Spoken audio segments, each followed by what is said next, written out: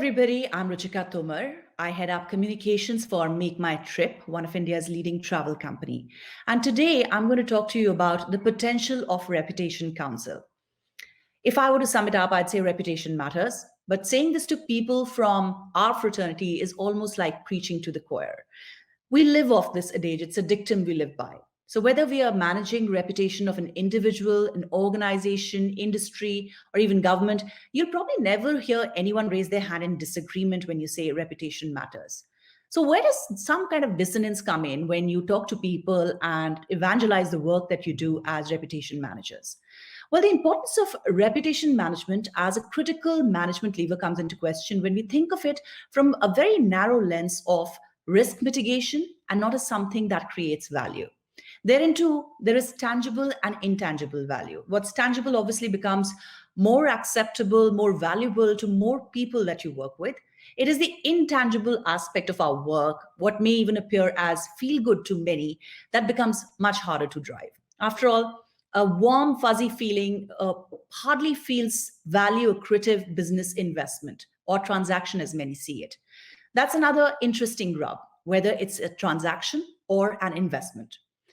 For most reputation management professionals like ourselves, that is a conversation we have to have very often with people within our organizations, because as long as our work around reputation is seen from the perspective of intervention that you need to make from time to time, be it about making any kind of announcement, could be related to market entry or a product that you may be launching, or in response to something, it could be some crisis that may have hit your company, it will always be harder to drive the requisite focus, the attention that reputation management requires.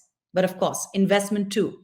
So if reputation management is seen as a key contributor to a strategic process that produces better decision making, in fact, more informed risk taking when business makes decisions, it helps create certain conditions for business successes. And at the same time, it creates value and delivers competitive advantage. We are, at the end of the day, operating in a court of public opinion. The cardinal rule for us to remember is that perception can trump reality. And the usage of word trump here has no correlation whatsoever with the person who has made alt truth a currency of our times. We are anyway going through the process, and we'll see what it sets into motion as election results come in. But talking about reputation management and the potential risk that it involves, we need to elevate the work that we're doing through a council. And this council can come on business matters, where we have to take a seat on the table. The wise and sagacious counsel that counts of a lawyer, when the business counsel, the general counsel that you have in your company, when he's talking about the risk to business while they are making an important decision, that table is reserved largely when we are there looking at operating environment with respect to the legal framework. Could we get that kind of attention as opposed to our legal counterpart? Perhaps not.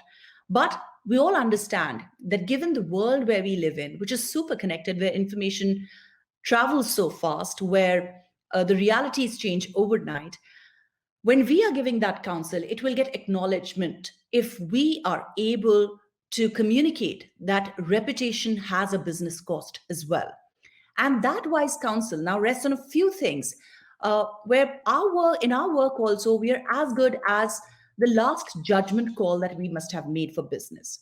Now, this could be about our ability to be able to give a balanced view while fully knowing what are the sound commercial needs of our business, what are the strategic priorities of our business, and you balance it out with the reputation risks involved and various stakeholder issues. The other aspect where we can give a sound judgment, which holds us in good stead, is some of the judgment calls that we need to make, and we need to provide an outside-in perspective to business. This involves decision-making of the kind which comes from the outside world and seen through the lens of stakeholders before inside-out storytelling.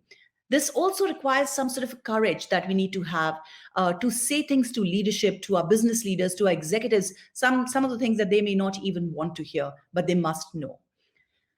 The other aspect, which is very important for those who are in the business of reputation management, is to ensure that they have intellectual rigor, intellectual honesty, and agility at the same times to assess independently and dispassionately the view of the business and also the impact that it may be having.